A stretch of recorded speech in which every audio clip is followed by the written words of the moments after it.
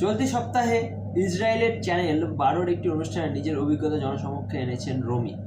2 পর্বের সাক্ষাৎকারে রমি জানিয়েছেন, হামাসের হাতে 471 দিন অবধি বন্দী থাকাকালীন কয়েকবার যৌন নির্যাতন এবং হুমকির শিকার হয়েছেন তিনি।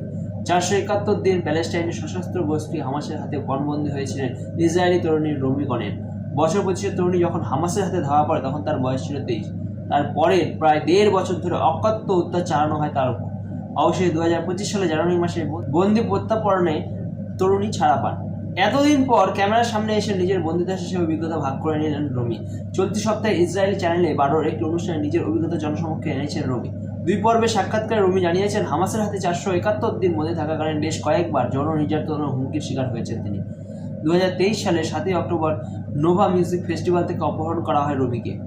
তরুণী বলেন, এই ধরনের পরিস্থিতিতে শরীর অসাড় হয়ে যায়, হাত পা কাজ করা বন্ধ করে দেয়। কখনো কখনো আমি পাগলের মতো কাঁদতাম, কখনো কখনো ভাবতাম হয়তো এখন থেকে বেরোতে পারবো না, এক যৌনদাসী হয়ে থেকে যেতে হবে।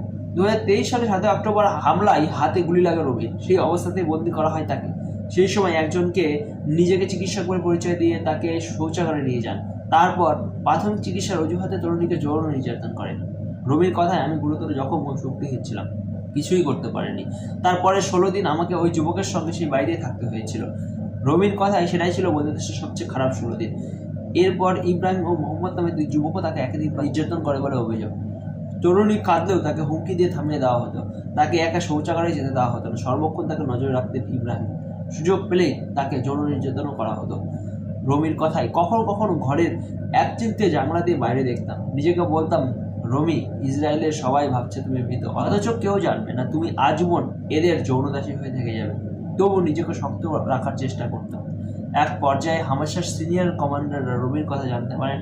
এরপর তাকে সুড়ঙ্গের মধ্যে দিয়ে নিয়ে গিয়ে ফোনে হামাসের গাজা ব্রিগেডের তৎকালীন সর্বসেনা হাত করানো হয়। রমির দাবি, আল আহাদ তাকে প্রস্তাব দেন রমিকে বন্দি মুক্তির তালিকা শীর্ষে রাখা হবে, তবে তাকে প্রতিশ্রুতি দিতে হবে তিনি মুখ বন্ধ রাখবেন। শেষমেশ 2025 সালে জানুয়ারি মাসে ছাড়া পান রমি। অবশ্য রমি একা নন। 2025 সালে জানুয়ারি মাসে ইসরায়েলি গবেষকের নিধন প্রজেক্ট নামে একটি প্রতিবেদনে দাবি করা হয়েছে, হামাসের হাত থেকে বেঁচে ফেরা 13 জন নারী ও 2 জন পুরুষ জানিয়েছে তারা গাজায় তার যৌন নির্যাতনের শিকার হয়েছে। বিভিন্ন সাক্ষ্য প্রমাণ, ফরেনসিক রিপোর্ট, ছবি ও ভিডিও দেখিয়ে গবেষকরা সিদ্ধান্ত পৌঁছলেন যে গোটা যুদ্ধ পর্বে যৌন হিংসাকে হাতিয়ার করা হিসেবে হামাস ব্যবহার করেছে। এইসব দাবি দিয়ে পারে